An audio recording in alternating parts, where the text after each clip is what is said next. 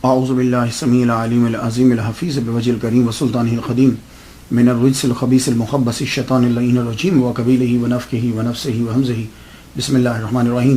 تمام نبیوں کے سردار حضرت محمد صلی اللہ علیہ وآلہ وسلم اور تمام مذاہب کے سردار دین اسلام کے پیروکاروں، السلام علیکم طبتم، برکات اور رحمتیں آپ کے اوپر، صلاۃ و سلام نبی کی ذات پر اور دنیا کے عظیم ماں باپ حضور کے ماں باپ پر۔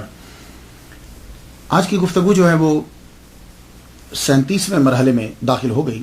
میں تذکرہ کر رہا تھا حضرت رابعہ بصری رحمۃ اللہ علیہا کا، تو ان کو چونکہ قلندر کہا جاتا ہے، جو لوگ مجرد زندگی گزار دیتے ہیں اور مکان سامان اور اپنا دھیان کچھ نہیں ہوتا، بس اللہ کی لو میں لگے رہتے ہیں، انہیں عام طور پر قلندر کے لفظ سے یاد کیا جاتا ہے۔ تو میں نے سوچا کہ ان کے بعد ایک قلندر کی گفتگو آپ سے کر دی جائے۔ ابھی حال ہی میں ان کا عرس بھی جو ہے وہ گزرا ہے اور ان کے بارے میں بہت سے شکوک و شبہات بھی ہیں، تو آپ اسی کے اندر سے خود ہی حل کرتے جائیے گا۔ نام ان کا ہے سید عثمان مرندی المعروف لال شہباز قلندر رحمۃ اللہ علیہ۔ وہ ہماری جیسے عادت ہے کہ ہم سب سے پہلے جو ہے نا وہ نام پہ پروننسیشن پہ تھوڑی سی گفتگو کرتے ہیں، تو اس کا مطلب یہ ہوتا ہے کہ وہ تھوڑی سی بہتری ہو جائے میرے اندر بھی اور دوسروں میں بھی۔ سید پہ گفتگو ہم کر چکے ہیں۔ آپ کا نام عثمان ہے، عثمان۔ آپ کے والد گرامی نے آپ کا نام عثمان ہی رکھا، اور یہ نام بتاتا ہے کہ آپ کے والد گرامی کو صحابہ کرام سے بہت محبت تھی اور آپ نے اپنے نام کو چینج نہیں کیا۔ اس کا مطلب یہ ہوا کہ آپ کو بھی صحابہ کرام سے بڑی محبت تھی، حضرت عثمان غنی رضی اللہ تعالیٰ عنہ سے۔ آپ کے ساتھ جو ہے وہ مرندی لفظ لگتا ہے، لیکن اکثر میں نے لوگوں کو سنا ہے کہ کچھ مروندی کہتے ہیں۔ یہ مروندی نہیں ہے، یہ مرندی ہے۔ ویسے تو بہت سے دلائل ہیں، لیکن بڑی دلیل جو ہے وہ آپ دیکھیے ذرا، یہ دروازہ، اس کے اوپر کیا لکھا ہوا ہے؟ حضرت عثمان مرندی، واو بیچ میں نہیں ہے۔ یہ اصل میں 3 لفظ ہیں، مرندی اور مروندی اور میوندی۔ یہ میوند بھی شہر ہے، مرند بھی شہر ہے، مروند بھی شہر ہے۔ لیکن یہ جو مرند ہے جہاں سے آپ تعلق رکھتے ہیں، اور پھر ایک اور بات ہے کہ را کے اوپر شد نہیں، یہ جو شہر کا جو نام ہے یہ صرف مرند ہے، میم را نون ساکن دال ساکن، مرند۔ تو یہ مرند جو ہے یہ صوبہ جو مشرقی آذربائیجان ہے ملک ایران کے اندر، مشرقی آذربائیجان ایران ملک ایران کے اندر، یہ اس کا شہر ہے مرند۔ اب ایک میوند ہے، یہ بھی شہر کا نام ہے، اور مروند یہ بھی شہر کا نام ہے۔ یہ دونوں افغانستان میں ہے، یہ ایران میں نہیں ہے، اور آپ جہاں سے تعلق رکھتے ہیں وہ ایران میں ہے۔ تو معلوم یہ ہوا کہ مرندی ہے، نہ مروندی ہے، نہ میوندی ہے۔ اس کے بعد ہم آپ کے نام کے ساتھ دیکھتے ہیں شہباز۔ یہ آپ کے نام کا حصہ جو ہے وہ بعد میں بنا، شہباز۔ شاہ باز یہ 2 ہیں لفظ، ان کا مرکب ہے۔ شاہ علیحدہ لفظ ہے اور باز علیحدہ لفظ ہے۔ شاہ کے اندر شاہ کا معنی جو ہے وہ ڈکشنری کی ہوتا ہے بڑا۔ میں اس کی مثال دیتا ہوں آپ کو، جیسے شاہ رگ بڑی وین، شاہ رگ، شاہ توت بڑا توت، شاہ خرچ بڑا شاہ خرچ ہے، تو شاہ میں نے بڑا خرچ کرنے والا۔ شاہکار اس کا شاہکار یعنی بڑا کارنامہ، کارنامے تو ویسے بھی ہیں اس کے بڑے کام ہیں، لیکن یہ اس کا شاہکار ہے۔ اسی طرح شہباز بڑا باز۔ تو شہباز جو آپ کے نام کے ساتھ لگتا ہے اس کا معنی ہوتا ہے بڑا باز۔ آپ کی پرواز، روحانی پرواز کی وجہ سے آپ کو یہ شہباز کا لقب دیا گیا، لقبہ آپ کا شہباز بنا روحانی پرواز کی وجہ سے۔ ویسے ایک لفظ اور آپ کے نام کے ساتھ، قلندر۔ یہ قلندر کیا ہے؟ یہ تو قلندر کے سے ایک اصطلاحی مراد ہے اور ایک قلندر کا لفظی معنی ہے۔ قلندر جو ہے یہ ایک گروہ ہے، گروپ ہے ایک فرقہ ہے، کوئی نام دے لیجیے آپ جیسے ریسرچ کریں گے آپ کو ویسے نام مل جائے گا. قلندر کہتے کسے ہیں؟ تو کچھ لوگوں نے شاعری کے اندر تشریح کی. مہرما و انجم کا محاسب ہے قلندر. محاسب حساب کرنے والا، محاسبہ کرنے والا. ایام کا مرکب، یہ لفظ مرکب ہے، مرکب کہتے ہیں جس کے اوپر سوار ہو. ایام کا مرکب نہیں، راکب ہے قلندر، کہ یعنی وقت اس کے اوپر نہیں آتا، وہ وقت کے اوپر چڑھ جاتا ہے. یہ قلندر کے بارے میں کہا گیا. ایام کا مرکب نہیں، کہ ایام اس کے اوپر سوار نہیں ہوتے، وقت اس کے اوپر سوار نہیں ہوتا، وہ وقت کے اوپر سوار. راکب ہے یعنی سواری کرنے والا، قلندر اس کے اوپر سواری کرتا ہے. اور پھر کہا گیا کہ قلندر ہرچ گویت دیدہ گویت، قلندر جو بات کرتا ہے وہ دیکھ کے کرتا ہے. یہ کچھ تھوڑی سی تشریحات ہو رہی قلندر کے بارے میں. ایک تعریف یہ کی گئی کہ قلندر وہ فقیر ہے جو تجرید و تفرید میں اکمل ہو، دونوں عالم سے بے نیاز، کائنات سے کٹ کر مستغرق فی العبادات، مجاہدات اور ذات حق ہو. یہ ایک تعریف کی گئی کہ صرف ذات میں گم ہو اور اسے کسی چیز کی خبر نہ طلب. ایک نظریہ ہے کہ قلندر اس ولی کو ٹائٹل دیا جاتا ہے جو مجرد زندگی گزارتا ہے، یعنی ساری زندگی شادی نہیں کرتا. جیسے لال شہباز قلندر ہیں، آپ نے شادی نہیں کی. آپ کے پیر ابراہیم قلندر، انہوں نے شادی نہیں کی. ان کے پیر یا مرید جیسے بھی ہے وہ سید جمال الدین ساؤجی رحمۃ اللہ علیہ، انہوں نے شادی نہیں کی. تو کہتے ہیں کہ جو مجرد زندگی گزار دے اس کو قلندر کہا جاتا ہے. ایک نظریہ یہ ہے کہ قلندر اولیاء میں سے اللہ کی خاص جماعت ہے جو خاص مقام پہ ہوتی ہے. ایک نظریہ یہ ہے کہ اولیاء کا یہ وہ گروہ ہے کہ جو ٹائم کی قید سے آزاد ہوتا ہے، یہ بھی کہا گیا. اب قلندر کا جو لفظ ہے اس کا میننگ کیا ہے؟ تو کہتے ہیں کہ یہ اصل میں ٹرکش ورڈ ہے، ترکی زبان کا لفظ ہے. قلندر اصل میں یہ ترکی زبان کا لفظ ہے. تو معنی اس کے ہوتے ہیں nomadic person trading in animals like goats and shapes. تو بعد میں یہ لفظ ان کے لیے استعمال ہونے لگا کہ جو پھر پھر کے تبلیغ کرتے ہیں. جس طرح نومیڈک پرسن جو ہے نا، نومیڈک پیپل جو ہوتے ہیں نا، یہاں آج ڈیرا لگایا، وہاں آج ڈیرا لگایا، پھر کہاں ان کی کوئی ایک جگہ نہیں ہوتی. تو کہتے ہیں اسی طرح یہ قلندر جو ہے یہ بھی ایک جگہ نہیں رکتا، یہ یوں پھر پھر کے تبلیغ جو ہے وہ کرتا رہتا ہے. تو بعض نے یہ کہا کہ قلندر فارسی زبان کا لفظ ہے، اس کا معنی ہوتا ہے رند، اوباش، یہ فارسی کے اندر ترجمہ کیا. لیکن اصطلاح صوفیہ کے اندر جو دنیا و مافیہ سے آزاد ہو جائے اسے کہتے ہیں قلندر. اور تاریخ والے یہ کہتے ہیں کہ قلندریہ فرقہ ہے جس کی بنیاد قلندر یوسف نے رکھی تھی.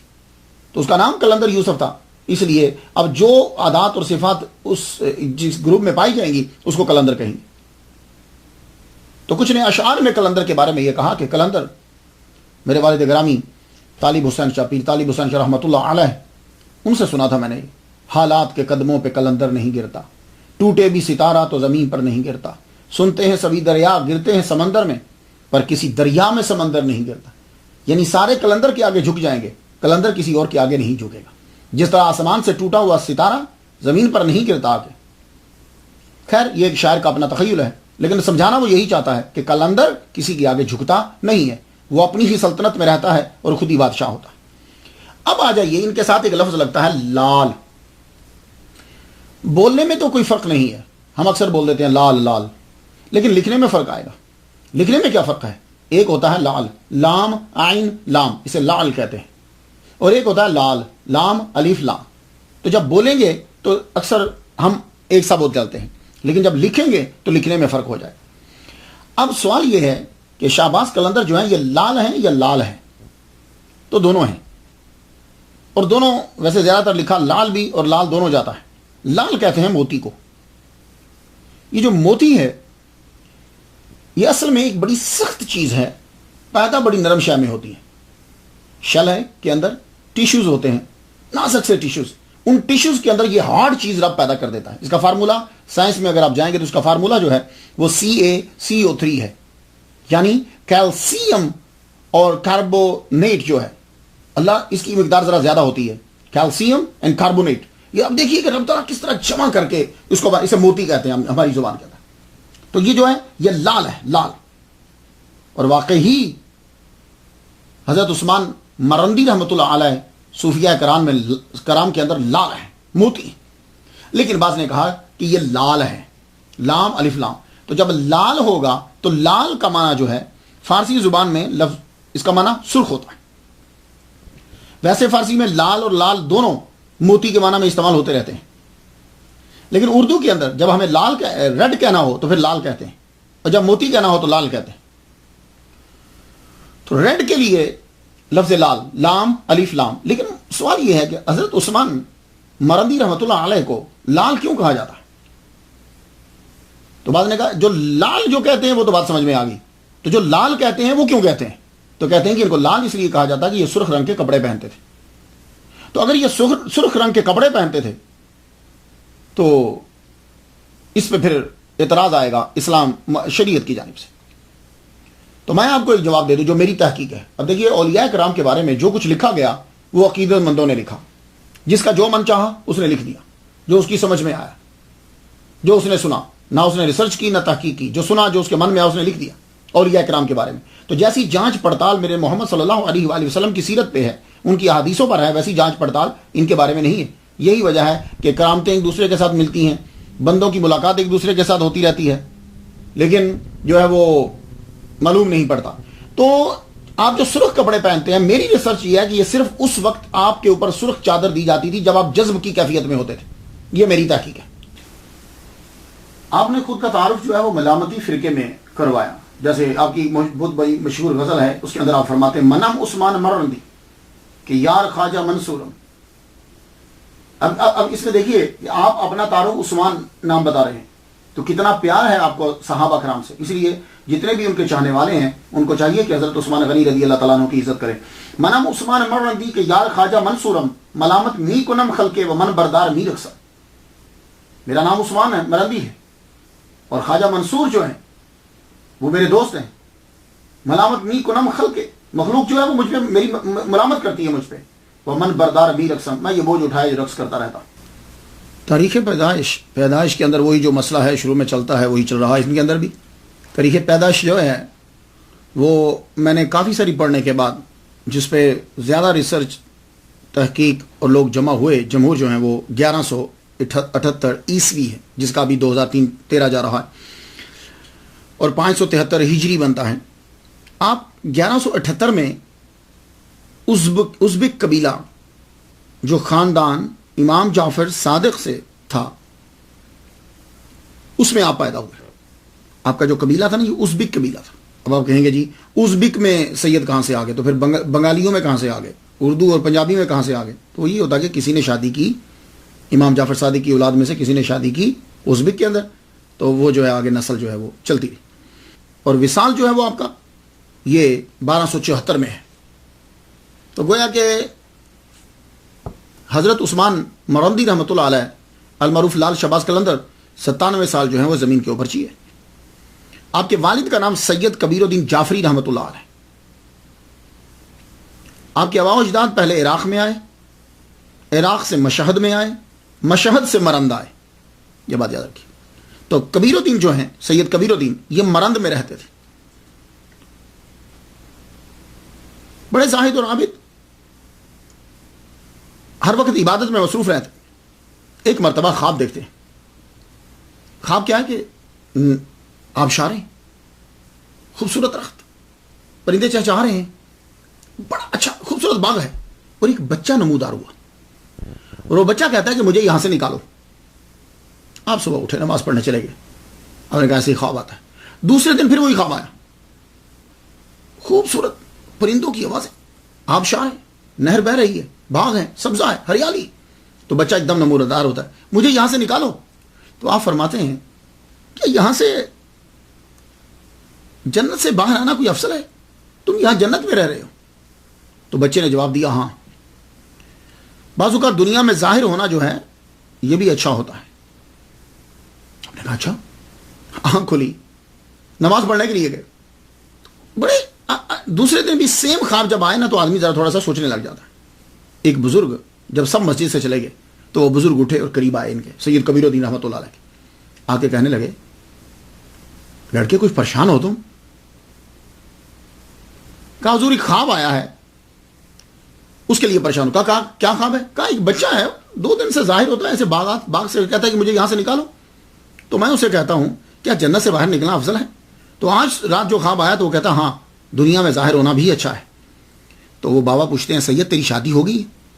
کہا حضور نہیں۔ فرمانے لگے جاؤ، وہ بچہ یہی کہہ رہا ہے، وہ تیرا بیٹا ہے، تو اس کا یہ اشارہ ہے کہ تم فوراً شادی کرو۔ آپ نے فرمایا اچھا، جو اللہ تعالیٰ کرم فرمائے۔ تو آپ مرند شہر میں رہتے تھے، تو وہاں کا حاکم جو ہے سلطان شاہ، اس کو خواب آیا کہ تم اپنی بیٹی کی شادی جو ہے وہ سید کبیر الدین سے کر دو۔ تو آپ کا خاندان تو مرند میں پہلے ہی مشہور تھا، امام جعفر صادق کی اولاد سے ہیں۔ تو سلطان شاہ نے اپنی بیٹی کی شادی سید کبیر الدین سے کر دی۔ جب شادی ہوئی تو ان کے ہاں جو بیٹا پیدا ہوا وہ دنیا میں لال شہباز قلندر کے نام سے مشہور ہوا۔ آپ نے اپنے بیٹے کا نام عثمان رکھا۔ یہ نام رکھنا یہ بتلاتا ہے کہ جعفر صادق رحمۃ اللہ علیہ کی اولاد ہونے کے باوجود آپ کو حضرت عثمان غنی رحمت رضی اللہ تعالیٰ عنہ سے محبت ہے۔ آدمی دشمنوں کے ناموں پہ اپنے بچوں کے نام نہیں رکھتے، دوستوں کے ناموں پہ نام رکھے جاتے۔ ابتدائی تعلیم والد گرامی زاہد و عابد آل رسول اور ماں سلطان شاہ کی بیٹی، تو کیا تعلیم کی کمی ہوگی؟ ادب آداب تو مروجہ علوم تو گھر میں ہی سیکھ لیے، قرآن مجید جو ہے وہ حفظ کر لیا۔ مرند کے جتنے بھی مدارس تھے آپ نے وہاں علم حاصل کیا۔ 18 سال کے ہوئے تو آپ کے والد گرامی سید کبیر الدین کا انتقال ہو گیا، اور جب آپ 20 سال کے ہوئے تو آپ کی والدہ محترمہ کا انتقال ہو گیا۔ تو یہ دو ہی تو زنجیریں تھیں، یہ دو ہی تو کشش منبع تھے کہ جن کی وجہ سے یہ مرند میں رہ رہے تھے۔ جب دونوں کا وصال ہو گیا تو لال شہباز قلندر رحمۃ اللہ علیہ نے مرند کو چھوڑ دیا۔ مرند چھوڑ کر آپ بغداد جو ہے وہ تشریف لے گئے۔ آپ نے جتنا سیکھ سکتے تھے، آپ خود اندازہ لگا لیجیے کہ ایک عام نارملی امیر آدمی جو ہے وہ اپنے بچے کو کتنا سکھاتا ہے۔ تو یہ تو سلطان شاہ کے نواسے اور آل رسول کے بیٹے، تو جو چیزیں جدھر سے آتی ہیں وہ سب کی سب سیکھ لی ہیں۔ کوئی ایسی چیز کم ہی ہوگی کہ جو آپ کو سیکھنا ہے ابھی، لیکن پھر بھی طلب ہے کہ میں زیادہ سیکھوں۔ تو جب تک والد گرامی اور والدہ ماجدہ رہیں تب تک آپ مرند میں رہے۔ جب وہ دنیا سے رخصت ہو گئے تو 20 سال کے آپ ہوئے تو آپ نے مرند کو چھوڑ دیا، آپ بغداد روانہ ہوئے۔ وہاں جا کر پھر آپ نے علم حاصل کیا، عربی، فارسی، قرآن، حدیث، خاص طور پر صرف اور نحو عبور حاصل آپ کو، کیوں؟ اور علم لسانیات، زبان کے تو انگریزوں نے بھی یہ لکھا ہے کہ آپ لسانیات کے ماہر تھے، اور صرف و نحو گرامر کے بھی آپ ماہر تھے۔ اس کے علاوہ بھی باقی آپ نے زبانیں سیکھی، ترکش بھی آپ کو آتی تھی، پرشین آپ کو آتی تھی، عربی آپ کو آتی تھی، سندھی زبان بھی آپ نے آ کر سیکھ لی، سنسکرت بھی آپ نے آ کے سیکھی۔ یہ کافی ساری زبانیں جو ہیں وہ آپ کو آتی تھی۔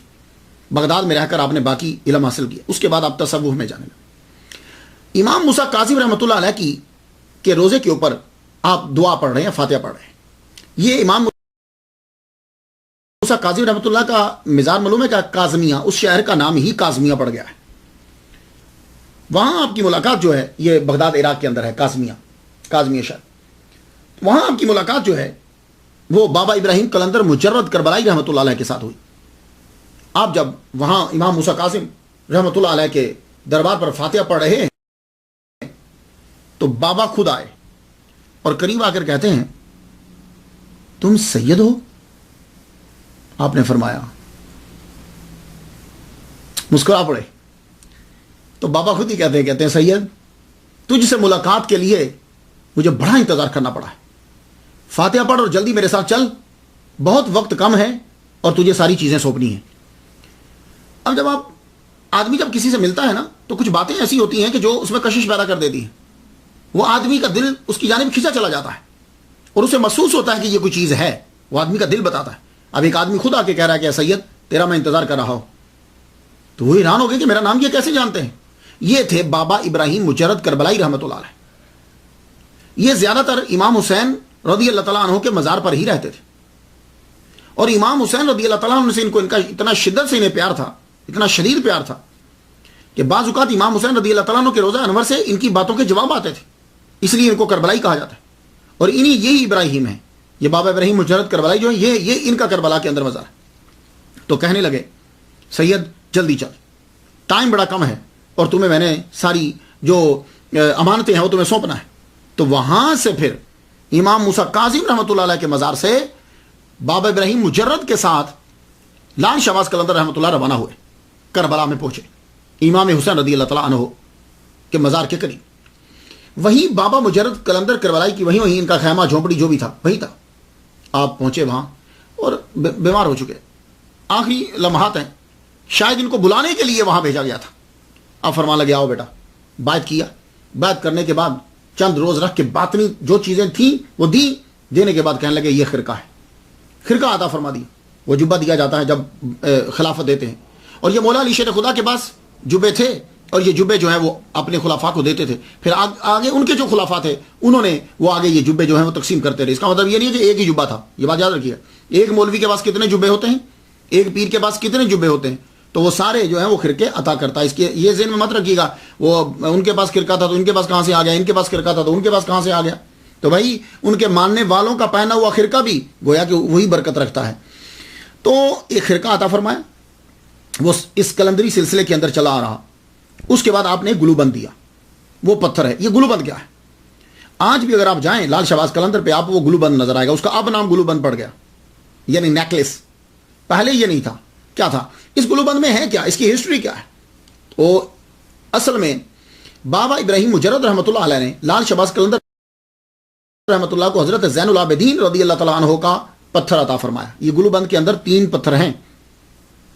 وہ امام زین العابدین رحمۃ اللہ علیہ کے پاس 2 پتھر تھے جو بابا مجرد تک پہنچے یا ان کے خاندان سے یہاں تک پہنچے, کچھ بھی ہو, لیکن لال شہباز قلندر کے پاس وہ 3 تھے. پہلا یہ پتھر تھا جب یزیدیوں نے امام حسین رضی اللہ تعالیٰ عنہ کو شہید کر دیا تو زین العابدین رضی اللہ تعالیٰ عنہ کو علیہ السلام کو قیدی بنا کر لے جانے لگے تو انہوں نے ایک پتھر کو گھڑ کے ان کے گلے میں ڈال دیا اور ہاتھ باندھ دیے. پتھر جب گلے میں ہوتا ہے تو آدمی کا منہ جو ہے وہ نیچے رہتا ہے. ویسے تو لکڑی بھی ڈالتے ہیں لیکن لکڑی سے ذرا اوپر رہتا ہے, پتھر سے جھکا رہتا ہے. تو وہ پتھر حضرت زین العابدین کے گلے میں ڈال دیا اور جب وہ آزاد ہوئے تو وہ پتھر حضرت زین العابدین نے واپس نہیں کیا, وہ ساتھ لے گئے. تو یہ جو توق بنا کر ڈالا گیا تھا سزا کے طور پر, یہ تھا یہ پتھر. یہ پتھر یا تو ان کی نسل سے چلتا آ رہا تھا تو ان کے پاس تھا, یا بابا مجرد کے پاس تھا, بابا ابراہیم کے پاس, تو انہوں نے ان کو عطا کیا. ایک یہ پتھر تھا. دوسرا پتھر تھا کالے رنگ کا بلیک, جو آج سارے مل کر آج موجود ہیں گلو بند کے اندر. دوسرا پتھر تھا بلیک کلر کا, یہ بھی حضرت زین العابدین رضی اللہ تعالیٰ عنہ کے پاس تھا. جب یزیدیوں نے حملہ کیا تھا خانہ کعبہ کے اوپر تو اس کی دیوار کے پتھر ٹوٹے تھے, تو کالے رنگ کا پتھر جو ہے وہ حضرت زین العابدین نے ایک محفوظ کر لیا تھا برکت کے لیے. تو وہ پتھر آپ کی نسل میں چلتا آیا, تو وہ پتھر بھی حضرت لال شہباز قلندر رحمۃ اللہ کے پاس تھا. 2 پتھر ہو گئے. باقی کچھ پتھر آپ کے پاس اپنے تھے جو کلندری سلسلہ میں بھی ہوتے ہیں. کلندر گلے میں پتھر رکھتے ہیں یا تو وہ کلندر کی رسم کو پورا کرنے کے لیے, اور بڑی ریزن یہ ہوتی ہے کہ کلندری فرقہ کے اندر وہ پتھر گلے میں ڈالا جاتا ہے تاکہ نظر جو ہے وہ جھکی رہے, نظر جھکی رہے. اور کہتے یہ ہے کلندری سلسلہ کے اندر کہ یہ پتھر جو ہے جسم پہ, روح پہ, توجہ دیجیے گا, جسم پہ, روح پہ, خودی پہ, تکبر پہ ان پتھروں کے ساتھ کنٹرول کیا جاتا ہے. یہ اس فرقے کے اندر ایک رسم ہے.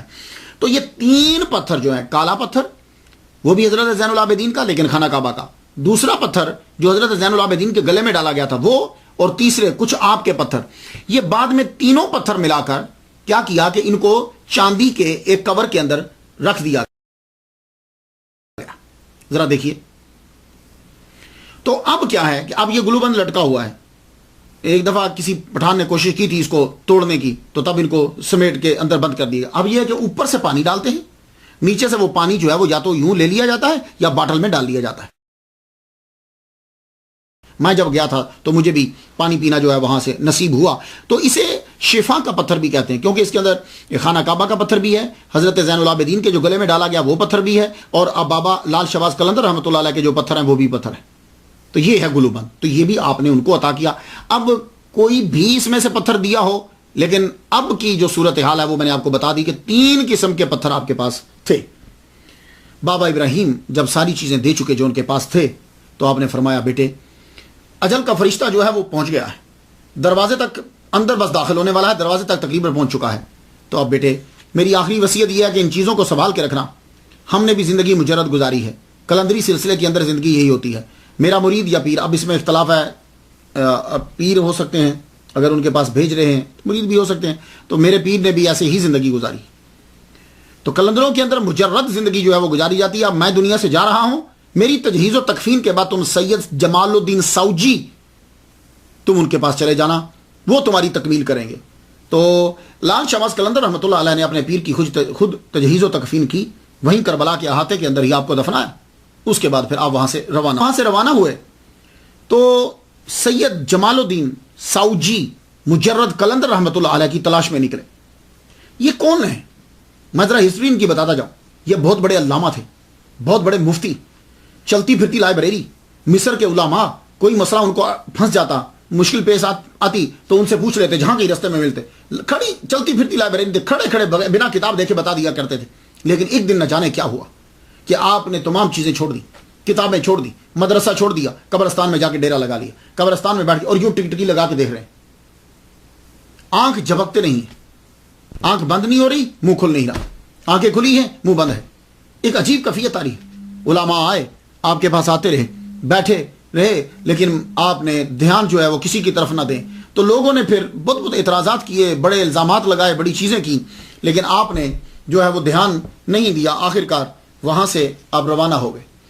تو یہ سید جمال الدین ساؤجی پھر وہاں سے منتقل ہو گئے، دمیاط چلے گئے. اس کے بہت سارے پروننسیشن ہیں، لیکن سب سے جو آسان ہے وہ میں آپ کو بتا رہا ہوں، دمیاط.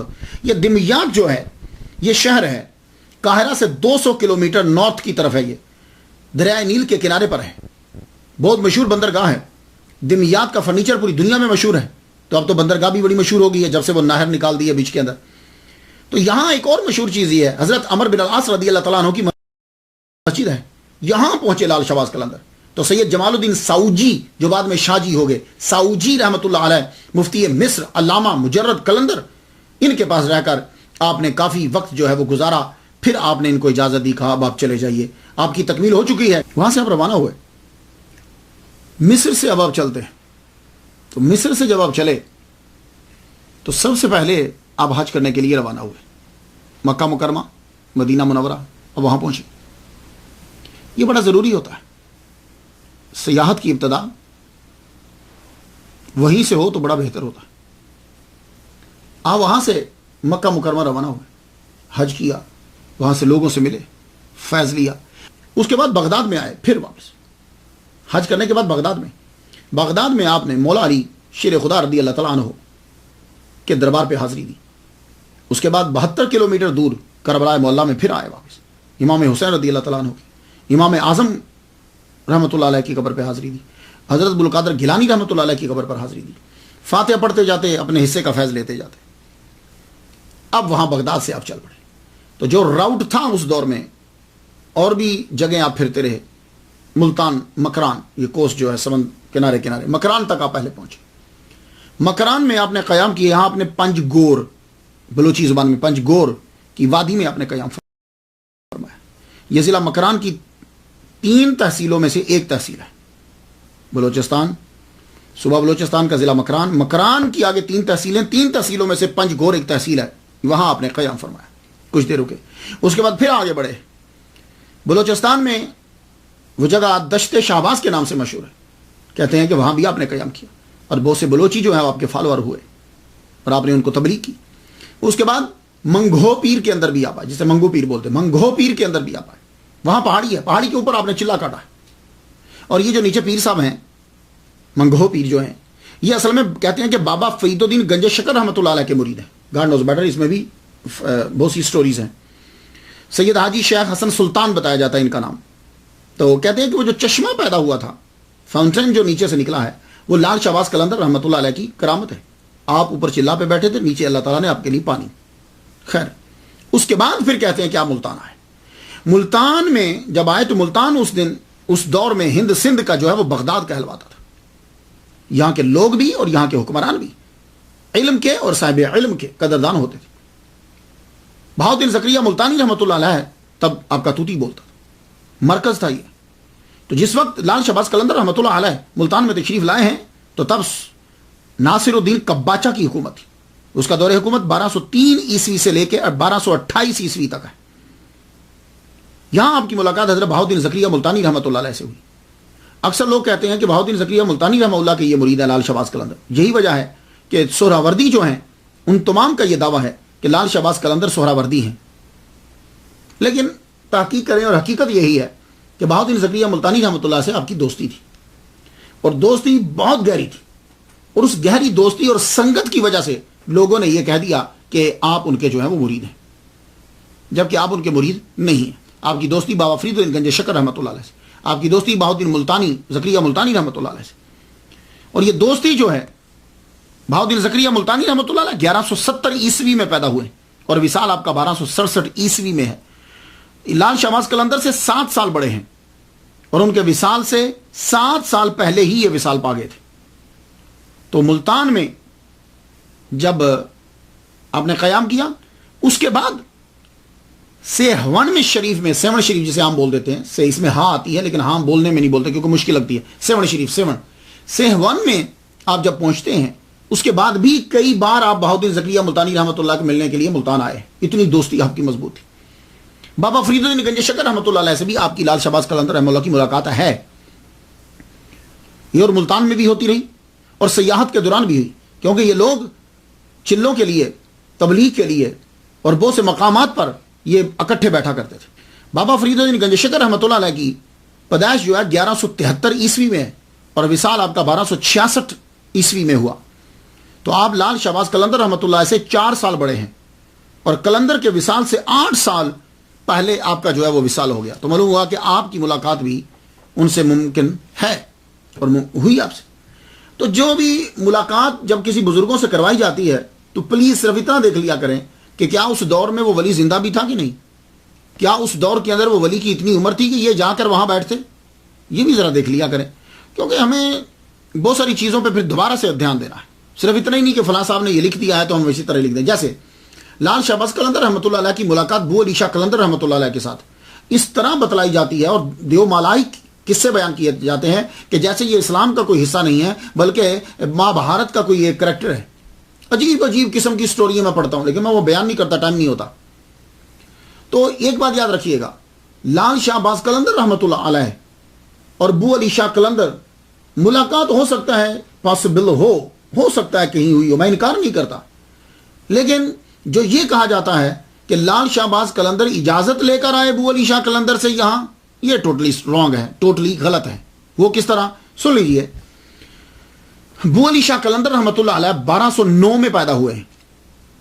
غور سے سنیے گا، بو علی شاہ قلندر 1209 میں پیدا ہوئے ہیں.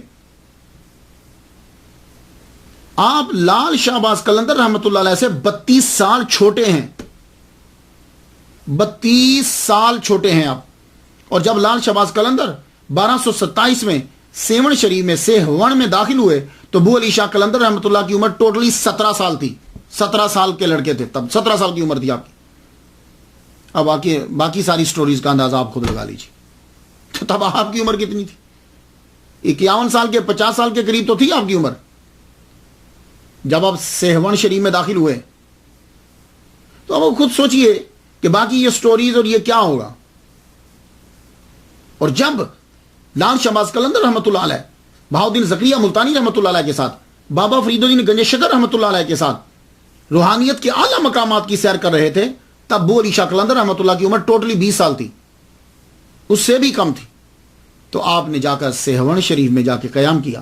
سیہون شریف میں تقریباً 1227 میں یا اس سے آگے آپ جو ہیں وہاں پہنچے، کیونکہ 50 سال کی عمر تک تو آپ کو وہاں پہنچنا چاہیے.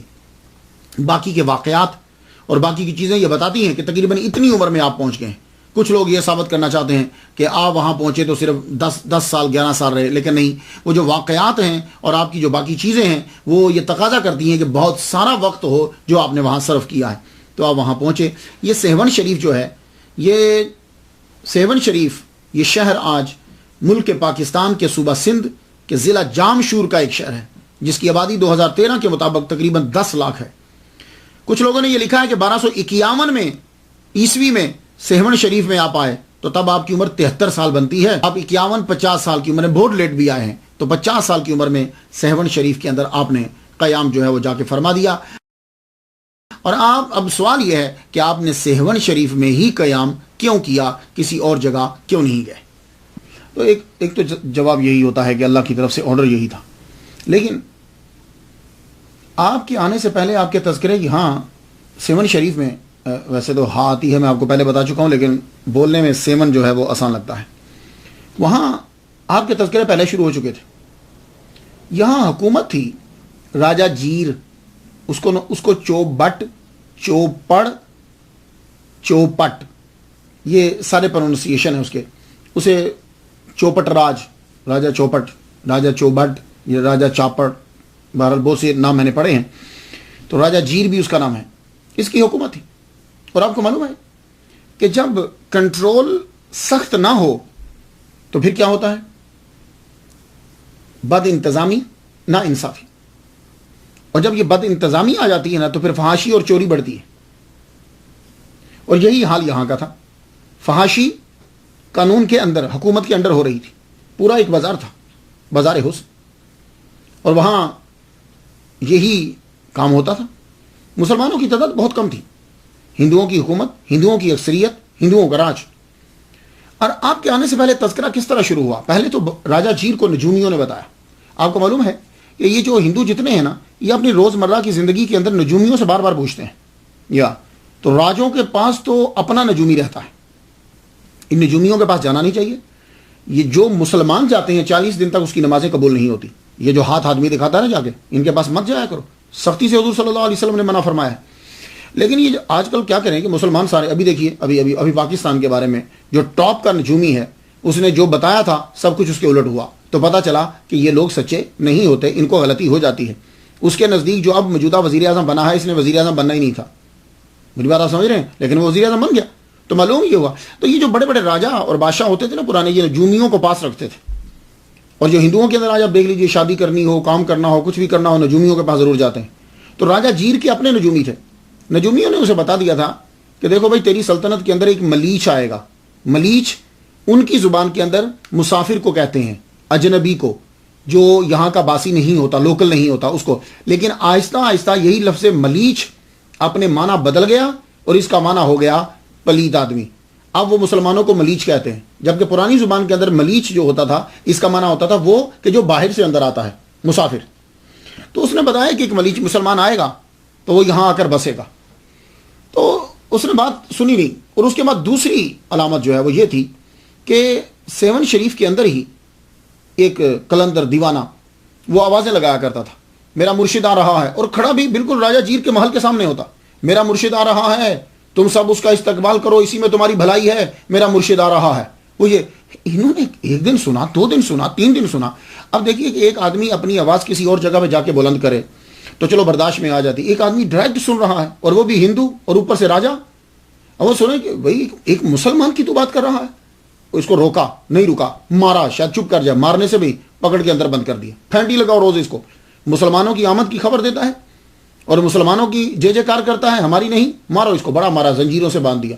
تو وہ بودلا جو تھے، وہ جو بھی تھے، وہ جگہ کو صاف کرتے بیٹھے اور ایک ہی نعرہ لگا، میرا مرشد آ رہا ہے، میرا مرشد آ رہا ہے.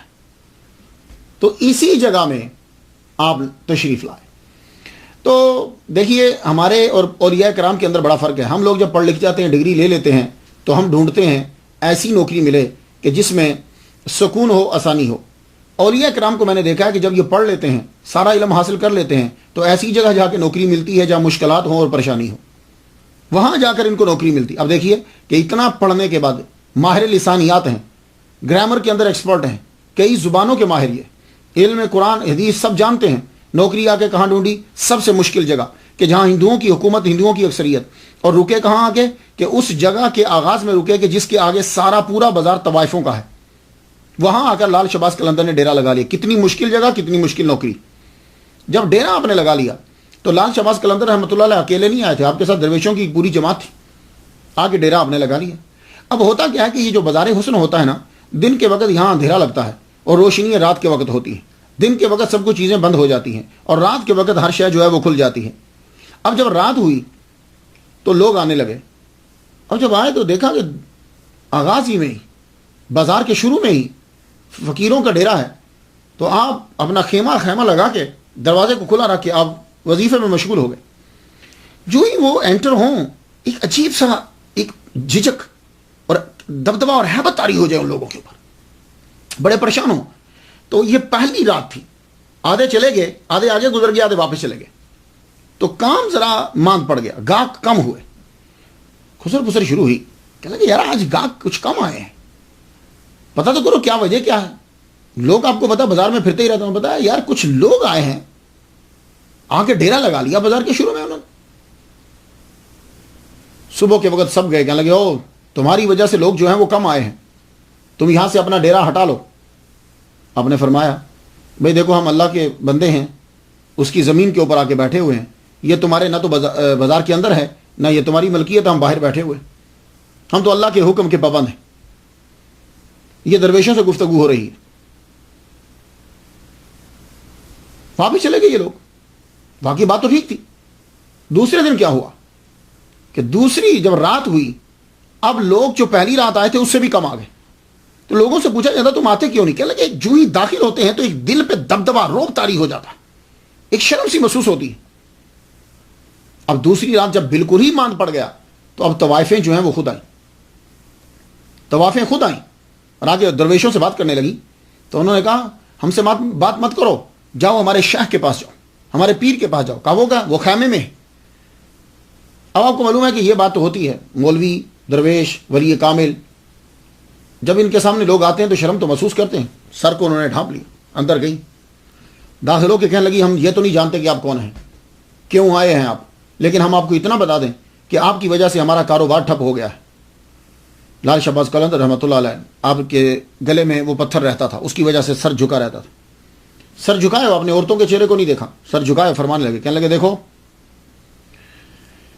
ہم تمہیں کچھ نہیں کہہ رہے، نہ بندوں کو کچھ کہا ہے، اور اگر تم گناہوں کی تجارت کرنا چاہتی ہو تو تمہاری مرضی۔ آپ نے ایک ایسا جملہ بولا، شاید سمجھ جاتی پر سمجھ نہ پائی، واپس چلی گئی، واپس گئی۔ اب دن بدن لوگوں کی تعداد کم ہونے لگ گئی۔ یہ طوائفوں کا پورا گروہ جو ہے راجہ جیر کے پاس چلا گیا۔ اس کے بعد جب پہنچی یہ عورتیں کہنے لگیں کہ حکومت تمہاری، عوام اکثریت ہندوؤں کی، اور ایک مریچ جو مسلمان ہے وہ تمہاری سلطنت میں آ کے اس کی وجہ سے سارا کاروبار ٹھپ ہے، اور ہماری وجہ سے تمہیں جو ہے وہ ٹیکس بھی ملتا ہے، ہم زیادہ دیتے ہیں تمہیں، تو تم ہماری رکشا کرو، ہماری حفاظت کرو۔ راجہ جی نے فوراً سے سپاہی بھیج دیے، جاؤ جلدی سے جاؤ، یہ درویش جتنے بیٹھے ہیں بازار کے شروع میں سب کو اٹھا دو، پہلے نرمی سے بات کرنا، اگر نہ مانے تو جبرن وہاں سے مار کے ان کو نکال دو۔ اب سپاہی کا ایک جتھا، ایک گروپ آ گیا، آتے ساری درویشوں کو کہنے لگے اٹھو یہاں سے، کہاں بیٹھے ہوئے تم، یہ تمہاری جگہ نہیں ہے۔ تو درویش جو ہیں وہ اکڑ کے بولے سنو، ہم تمہارے حکم کے پابند نہیں ہیں، ہم اپنے شیخ کے حکم کے پابند ہیں، اپنے کلندر کے حکم کے پابند ہیں۔ کہا کون ہے تمہارا کلندر؟ کہا وہ خیمے میں ہے۔ اب وہ سپاہیوں کا جو بڑا تھا وہ آگے بڑھ کے جب وہ خیمے میں داخل ہوا، پیچھے اس کے 3-4 اور داخل ہوئے۔ اب جب آپ اسی وقت وہاں یوں جلوہ فرما ہے بیٹھے ہوئے، وہ بات کرنا چاہتا ہے، زبان نہیں کھل رہی، پاؤں بڑھانا چاہتا ہے، قدم وہاں جم گئے، جیسے کہ زمین سے کسی نے اس کے پاؤں کو پکڑ لیا ہے۔ لال شہباز قلندر اپنا پڑھتے جا رہے ہیں، وہ بولنا چاہتا ہے لیکن زبان نہیں ہل رہی، ایسے جیسے کسی نے طاقت کو سلب کر لیا ہے، اور جب واپس مڑنے لگے تو طاقت بحال ہو گئی۔ ایک دم سے تمام سپاہیوں کے اندر روب اور دبدبا بیٹھ گیا۔ واپس جا کے راجہ جیر سے کہنے لگے راجہ ہم تمہیں کچھ بتا نہیں سکتے، ہماری زبانیں وہاں جا کے بند ہو جاتی ہیں، پاؤں ہمارے جو ہیں وہ جکڑے جاتے ہیں، ہم کچھ نہیں کر سکتے۔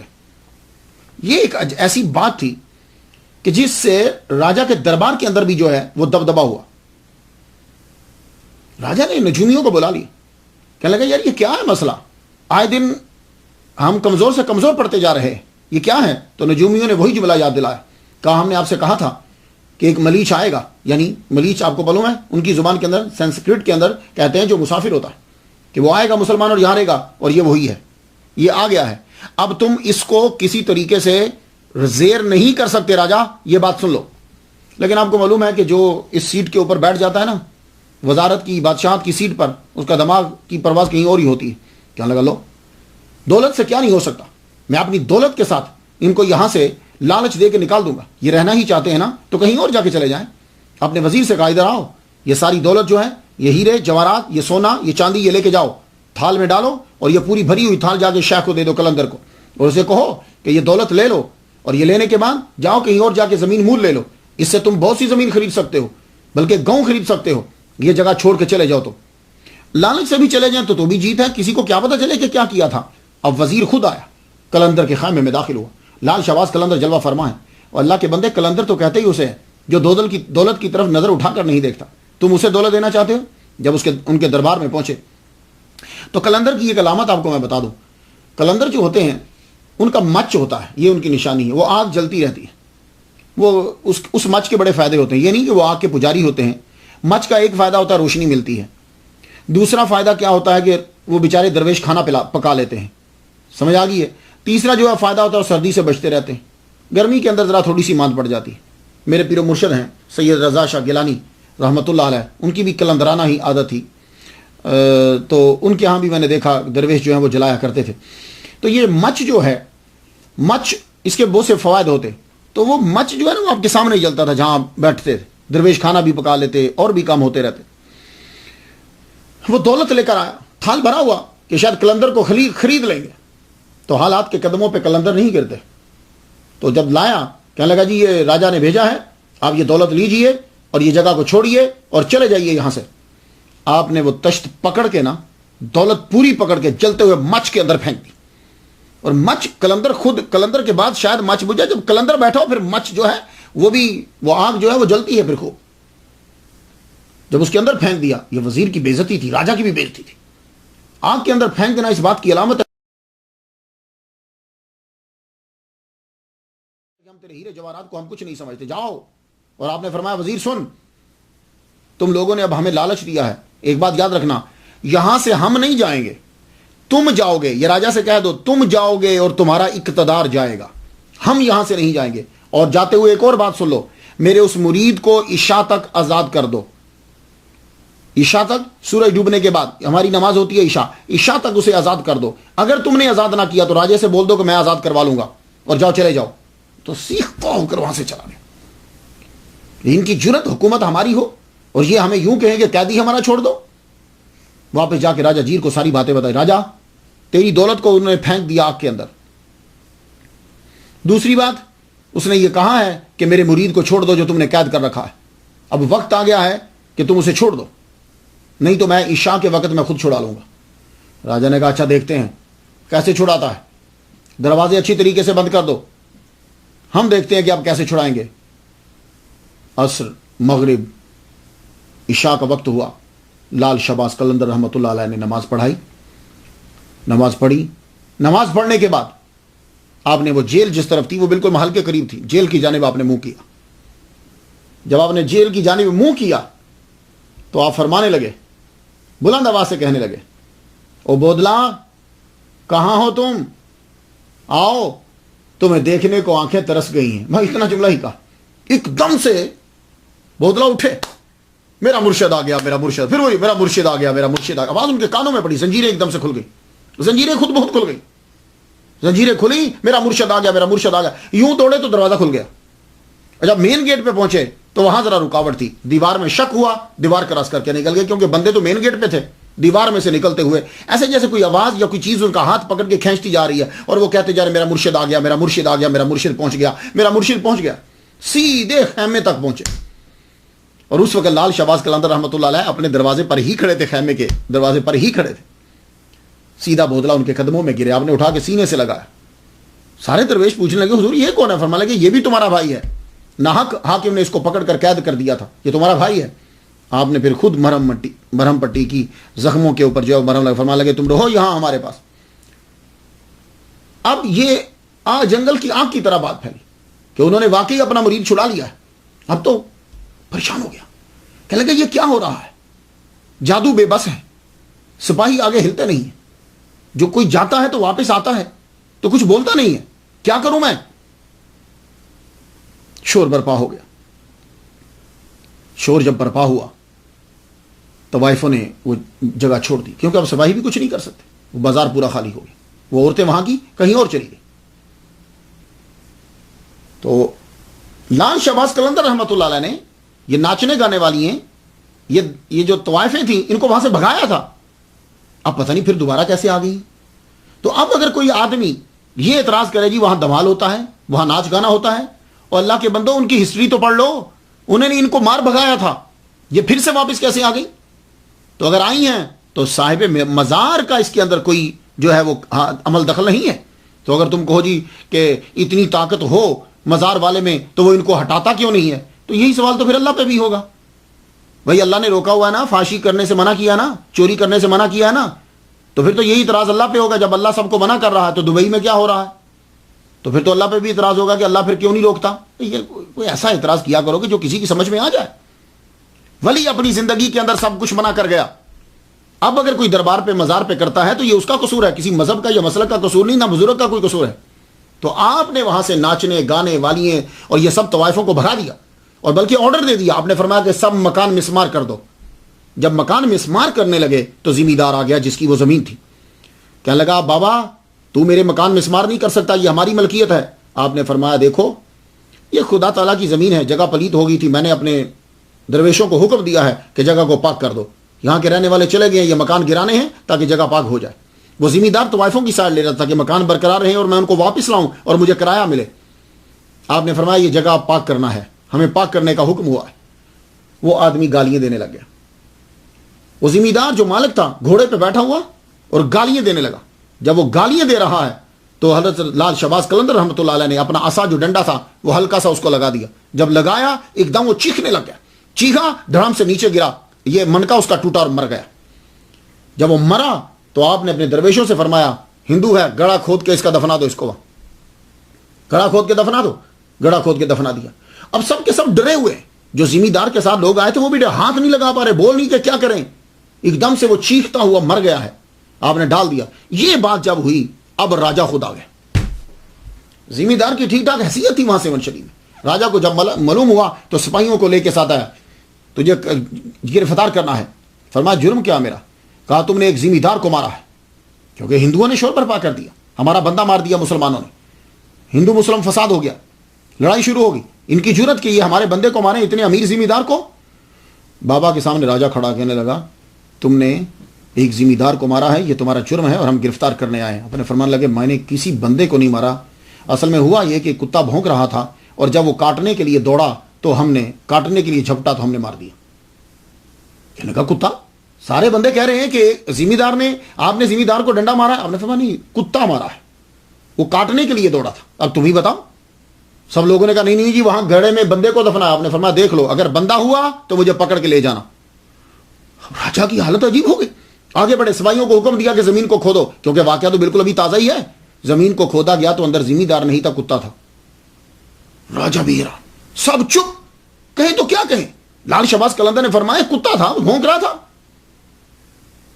واپس چلے گئے, واپس بیٹھے, پوری سلطنت کا نظام بند ہے. صرف ایک ہی سوچ رہے ہیں کہ لال شہباز قلندر کو, اس بابے کو, قلندر کو کیسے نکالیں. جادوگروں کو پھر بلایا گیا. جادوگروں کو جب بلایا گیا اب سب جمع ہو گئے, پورے لوگ, وزارا, عمارا, بڑے بڑے کرتا دھرتا سب جمع ہیں اور جادوگر بھی بیٹھے ہیں. اب سوچ رہے ہیں کہ کیا کیا جائے کہ یہ یہاں سے نکل جائے یا اس کے اوپر اثر کیا جائے. نہ تو جادو کا اثر ہو رہا, نہ سپاہیوں کا طاقت کا اثر ہو رہا, کیا کیا جائے. تو جادوگر ایک بولا, کیا لگا راجا ایک چیز تجھے میں بتاتا ہوں, اگر وہ ہو جائے تو ہمارے جادو کا اثر ہو جائے گا. تو یہ سب لوگ جتنے سماعت کر رہے ہو یہ سن لو, ہم چھوٹی سی بھی نیکی کریں نا تو جادو کا اثر زائل ہو جاتا ہے. یہ بات یاد رکھنا. یہ ہم مسلسل برائیاں کرتے رہتے ہیں تو دوسروں کا اثر ہمارے اوپر ہو جاتا ہے. اس لیے پلیز ایک تو باوضو رہا کرو, اور دوسرا نماز 5 ٹائم کی پڑھتے رہا کرو, تیسرا کلمہ پڑھتے رہا کرو, تم پر اثر نہیں ہوگا. یہ جب تم نیکیاں چھوڑ دیتے ہو, برائیاں کرتے ہو, تو پھر چیزوں کا اثر ہونے لگ جاتا ہے. تو اب اس جادوگر نے کھڑے ہو کے کہا اگر ایک کام ہو جائے تو میرے جادو کا اثر ہو جائے گا, یہ مر جائے گا, تمہاری جان چھوٹ جائے گی. اس نے کہا کیا کسی طرح حرام گوشت جو ہے وہ ان کو کھلا دو. راجا نے کہا اچھا یہ میرے ذمہ. فوراً آرڈر دیا گیا کہ حرام گوشت پکایا جائے. آپ جانتے ہیں حرام گوشت کیا ہوتا ہے, پورک. وہ پکوایا گیا. وہ پکوا کے بڑے اور بھی کھانے پکائے گئے اور ان میں تھوڑا تھوڑا شامل کر دیا گیا. شامل کر کے ایک بہت دسترخوان سجایا گیا. سجا کر آپ لال شہباز قلندر رحمۃ اللہ علیہ کے خیمے کی جانب بھیجا گیا, اور بھیجا بھی دوسرے بندوں کو تاکہ پتہ نہ چلے, یہ سمجھے کہ شاید کوئی عام آدمی درویشوں کے لیے کھانا لے کر آیا. وہ تھال جب بھیجا گیا, تھال جب بھیجا, لال شہباز قلندر رحمۃ اللہ علیہ کے خیمے کے اندر وہ بندہ داخل ہوا. کہنے لگا حضور آپ کے لیے کھانا لائے ہیں, درویشوں کے لیے. آپ نے فرمایا اچھا. آپ کھڑے ہو کے آپ نے یوں اوپر سے کپڑا ہٹایا. جب آپ نے کپڑا ہٹایا تو کپڑا ہٹا کے کھانے کو دیکھا آپ نے, تو گوشت کو دیکھتے ہی آپ کا رنگ تبدیل ہو گیا. اور اگر آپ میرے پیچھے کے 36 لیکچر سن لیں تو کئی لیکچرز کے اندر آپ کو پتا چلے گا کہ بزرگوں کو پتا چل جاتا ہے یہ گوشت چوری کا ہے, یہ کس کا ہے, غصے سے پکایا گیا ہے یا محبت سے پکایا گیا, یہ ان کو معلوم ہو جاتا. جیسے نقش بند سلسلے کے اندر ان کو پتا چل جاتا تھا کہ یہ پکانے والے نے غصے سے, اگر اس نے زور سے چمچا بھی مارا ہوتا تھا تو بہاؤدین نقش بند رحمۃ اللہ علیہ کو پتا چل جاتا تھا. ہاں آپ یہ چیزوں جب آپ پڑھیں گے تو آپ کو ڈیٹیل سے پتا چل جائے گا. ایک دم سے کپڑا ہٹایا, آپ کو پتا چل گیا گوشت حرام ہے. اس وقت رنگ آپ کا بدل گیا. فرمانے لگے بس اب خط. یوں برتن پکڑے آپ نے, الٹ دیے, اور جب آپ نے برتنوں کو الٹا تو جتنی کمینہ وہاں بیٹھی تھی, بندے بیٹھے تھے, محل پورا گرا. راجا جیر سمیت ساری کے سارے مر گئے. جب سب کے سب مر گئے شیون شریف خالی ہو گیا، سب کے سب وہاں مر گئے. تو آپ اب ہر وقت ہر طرف لال شباز لال شباز لال شباز. آپ نے وہاں مدرسہ قائم کیا. اس مدرسے کے اندر آپ خود پڑھانے لگے. پہلے زبانوں کا علم ہوتا. آپ سندھی بھی جانتے تھے، سنسکرت بھی آپ جانتے تھے، عربی فارسی تو خیر آپ جانتے ہی، ترکی زبان بھی آپ کو آتی تھی، ٹرکش بھی آتی تھی. آپ نے وہاں پڑھانا شروع کیا، قرآن حدیث فقہ علم. اور وہاں کے مدرسوں کے لیے اور قرآن اور حدیث پڑھنے سے پہلے صرف اور نحو پڑھنا بہت ضروری ہوتا ہے، ورنہ قرآن کا ترجمہ سمجھ میں نہیں آئے گا. تو آپ نے خود لکھ کر دیا بچوں کو کہ یہ قوانین ہیں صرف کے اور یہ قوانین ہیں نحو کے. وہ قوانین آپ نے لکھ کر دیے. اور آپ نے تقریباً 4 کتابیں لکھی ہیں. عقد کے اوپر بھی آپ کی کتاب ہے، صرف پہ بھی آپ کی کتاب ہے. یہ کتابیں صرف صغیر ہے، یہ بھی کتاب میزان الصرف بھی کہتے ہیں. یہ چیزیں جو ہیں وہ کتابیں آپ نے لکھی اور مدرسے کے اندر لوگ جو ہیں وہ پڑھنے لگے. آج تک اگر نام زندہ ہے نا تو صرف 1-2 بندہ پیروکار نہیں ہوتا کہ جس کی وجہ سے نا پھر یہ سمجھ جاؤ کہ وہ زبان ہر زبان کے اوپر اس کا نام ہے. تو لال شہباز قلندر رحمۃ اللہ اب پڑھانا شروع کر دیا. خود بھی چکر لگاتے، تبلیغ کرتے، لوگ اسلام قبول کرتے. لیکن زبردستی نہیں ہے، ہندو بھی آتے، سکھ بھی آتے، مسلمان بھی آتے، سب آتے اور لوگ اسلام بھی قبول کرتے. سب سے زیادہ آپ سے محبت جو وہاں کی وہ ایک قبیلہ ہے ہندوؤں کا. ہندو بھی آج بھی ہندو آتے ہیں. ان میں سے جو ہندو ہے کانوگو کو پروننسیشن جو بھی ہے، تو یہ جو لوگ ہیں یہ آپ سے بڑی محبت کرتے تھے. ان کی بیویاں، ان کی عورتیں آپ سے بڑی عقیدت رکھتی تھی. اور آج بھی اس خاندان کے لوگ جو ہیں وہ دور دراز سے آتے ہیں اور آ کر اپنی عقیدت کا اظہار کرتے ہیں. اس کا دور دراز علاقوں میں آپ جاتے اور اولیاء کرام سے بھی آپ کے تعلقات وابستہ تھے. وہ بھی آتے، آپ بھی جاتے، بہت سے اولیاء کرام آتے آپ کی طرف. ایک رسم مہندی لے جانا ہے، مہندی، اور وہ آپ ابھی بھی وہاں دیکھیں گے. یہ اس کا پس منظر کیا ہے؟ اصل میں آخری جو عمر آپ کی گزری نا، آخر جو 5-7-8 سال ہیں، جذب کی کیفیت آپ کے اوپر طاری رہ گئی. اور بیچ میں بھی ایسے ہی ہوتا تھا، کئی دن آپ کے اوپر جذب کی کیفیت طاری رہتی تھی. تو آپ کیا کرتے تھے؟ پھر گلے کے اندر آپ وہ پتھر جو ہے وہ ڈال لیتے اور پھر آپ گلی میں گزرتے، جہاں من آتا وہاں بیٹھ جاتے، یوں پھرتے رہتے تھے. تو جب جذب کی ایک دور کے اندر کیفیت آ رہی تھی آپ پر، تو آپ ایک گلی کی نکڑ پہ بیٹھ جاتے تھے، گزرتے اور وہاں بیٹھ جاتے. وہ بازار جو تھا نا، وہ گلی جو تھی، محلہ جو تھا، وہ ہندوؤں کا ایک خاص جو ہے قبیلہ تھا، کانوگو جو پروننسیشن، سوری اگر غلط ہو جائے. تو یہ جو قبیلہ تھا، یہ اس کے بندے بھی آپ سے بڑی عقیدت رکھتے تھے اور عورتیں بھی. اور عورتیں بڑی باپردہ تھیں. جیسے مسلمان کے سید زادیاں پردہ کرتی ہیں نا، ویسے پردہ کرتے تھے لوگ. شاید ان سے متاثر ہوں گے. تو وہ جب بھی باوا آتے نا، لال شہباز قلندر رحمۃ اللہ علیہ، تو وہ بالکنی سے دیکھتی، ونڈو بند کر کے تھوڑی سی کھولتی اور دیکھتی رہتی. لیکن آپ کے گلے میں تو پتھر ہوتا تھا، آپ تو یوں سر جھکائے رکھتے تھے. اس کا من چاہتا تھا کہ میں کبھی بابا کی زیارت کروں. آپ گزرتے، تھوڑی دیر بیٹھتے، جذب میں گزر جاتے، آتے، جذب میں گزر جاتے. وہ کیفیت ہی آپ. ایک دن کیا ہوا کہ جب آپ گزر رہے تھے، وہ ونڈو میں سے گر گئی یا اس نے خود کو گرا دیا، اللہ عالم، اللہ بہتر جانتا ہے. گر گئی یا گرا دیا، سیدھی آ کر آپ کے قدموں میں گر گئی. آپ پتہ، جب آدمی اوپر سے گرتا ہے نا تو زیادہ تر چوٹ یہاں لگ جاتی ہے. وہ منکا ٹوٹ گیا، وہ تڑپی. اب آپ کی نظر تو نیچے تھی، آپ پر جو چادر تھی نا، آپ نے اٹھا کے اس کے اوپر دے دی. چادر اٹھا کے اس کے اوپر دے دی. کاش کے ولیوں پر اعتراض کرنے والے تحقیق سے ان کے واقعات کو پڑھ لیتے، تو پھر وہ اپنے سپیکر پہ اتنا چیخ اور چلا کر لال شہباز قلندر کے بارے میں نہ بولتے اور اپنی عاقبت کو خراب نہ کرتے. تو آپ نے چادر دے دی اس کے اوپر، چادر دی، وہ بیچاری مر گئی. جب مری، اب آگے وہ پورا قبیلہ پہلے ہی آپ سے عقیدت رکھتا تھا. کئی لوگ آپ کی محبت میں کاروبار چھوڑ چکے تھے اسی قبیلے کے. وہ آئے تو لے جانے لگے. اب جائیں، اس کو اٹھاتے ہیں اور جلا دیں گے. ہندوؤں کے یہاں تو جلاتے ہیں. اٹھایا جا تو لاش نہیں اٹھتی. 1 2 3 4 5. پھر آپ خود ہی بول اٹھے، فرمانے لگے، تم سارا سیون بھی لے آؤ نا تو اس کی لاش نہیں اٹھا پاؤ گے. کیوں بابا، کیا اس سے کوئی جرم ہو گیا ہے؟ فرمانے لگے، نہیں، اس سے جرم نہیں ہوا. اب اس کی ارتھی نہیں، اس کا جنازہ اٹھے گا. تو جب جنازے کا مطلب کیا ہوتا ہے؟ یعنی جلائیں گے نہیں. فرمانے لگے اس کا جنازہ اٹھے گا. اب اس کا جنازہ اٹھا. اس کی قبر آج تک موجود ہے. تو وہاں سے مہندی جو ہے وہ ہندو قبیلہ لے کر جاتا ہے. اب ذرا دیکھیے اسے.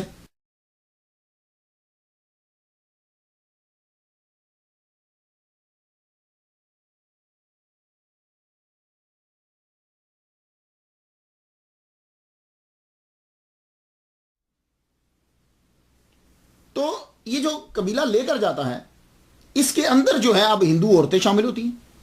آج جب یہ بازار سے گزرتا ہے پولیس اس کی حفاظت میں ہوتی ہے. اس کے ساتھ ساتھ اب پھر دوسرے لوگ بھی شامل ہو جاتے ہیں. جب وہ دوسرے شامل ہوتے ہیں تو یہ دھمال ڈالتے ہیں. اب دھمال ڈالتے ہوئے بندے عورتیں یہ مہندی جا رہی ہوتی ہے. تو کون لے جا رہا ہے؟ ہندو.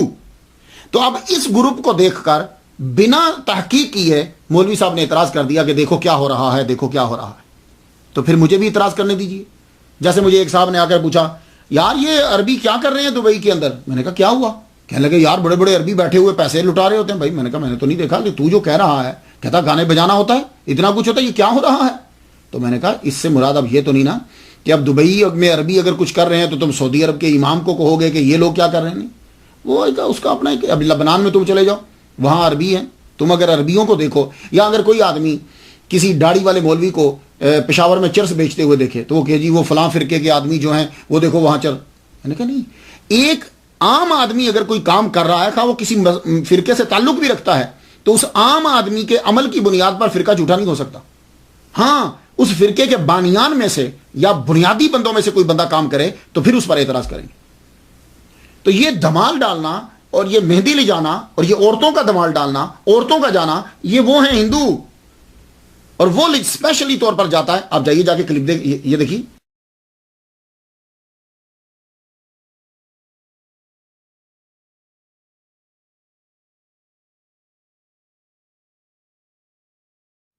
اور وہاں جا کے دیکھ لیجئے. لیکن اب کیا ہوا کہ مولوی صاحب نے یہاں بیٹھ کر اعتراض کر دیا اور لوگوں نے ان کلپوں کو چھاپ دیا. تو اب اگر کسی کے پاس پیسے آ جائیں اور وہ دبئی کے عربیوں کے کلپ چھاپ کر سعودی عرب کے لوگوں پر اعتراض کر دے تو ایسی بات نہیں ہے. اسلام کی تبلیغ کرو، جماعت کی تبلیغ مت کرو. تو عرس کے موقع پر یہ مہندی جو ہے یہ یہاں سے پھر یہ عورت کی قبر سے پھر وہاں کی طرف جاتی ہے.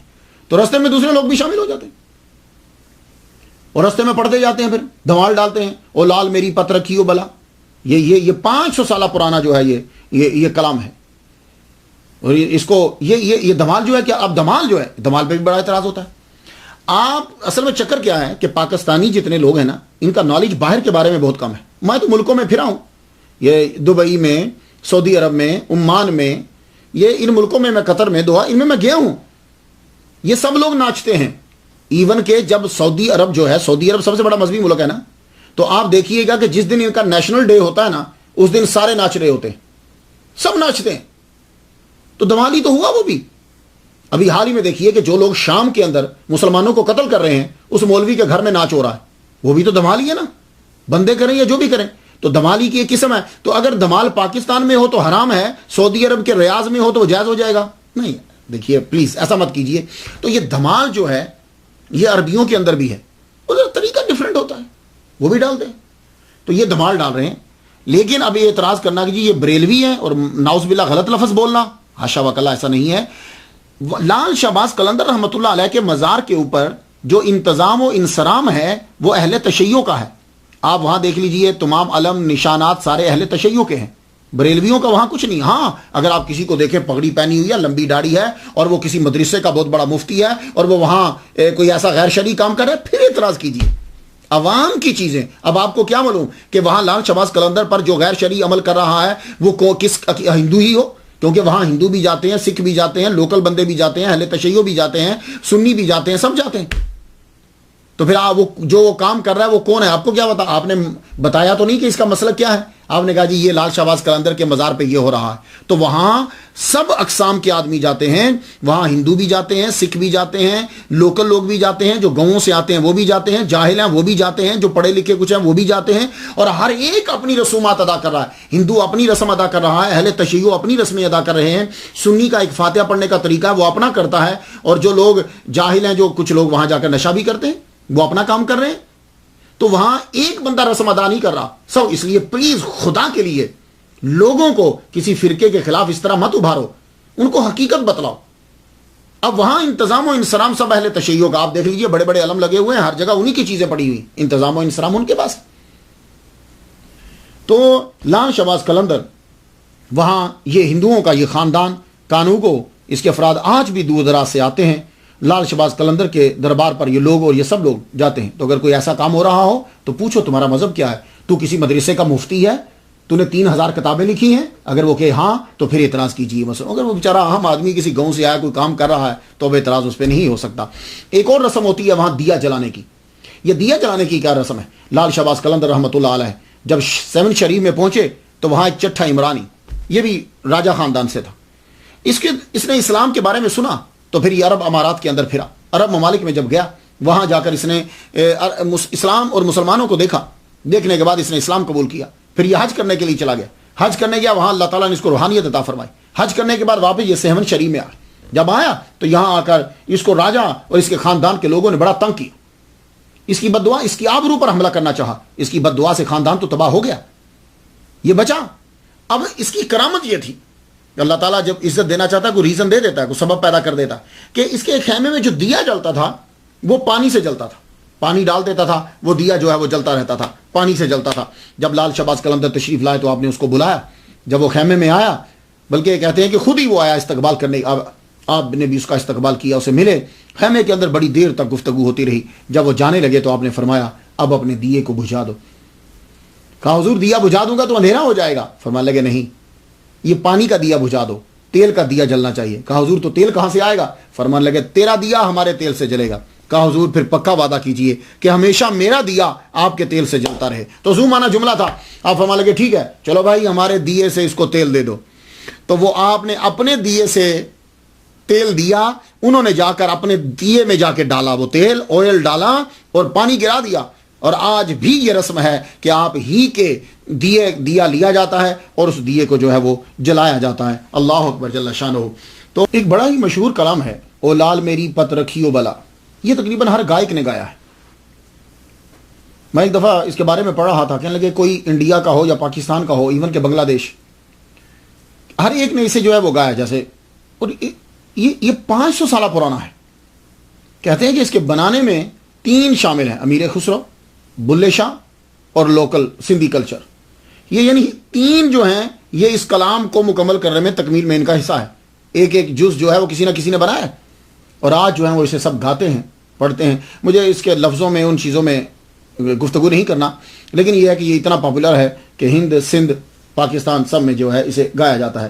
اولیاء کرام ہر قوم کو ملاتے ہیں، سب کو فیض پہنچاتے ہیں، سورج کی طرح، چاند کی طرح، ہوا کی طرح، پانی کی طرح، فیض ہر جگہ پہنچتا ہے بارش کی طرح۔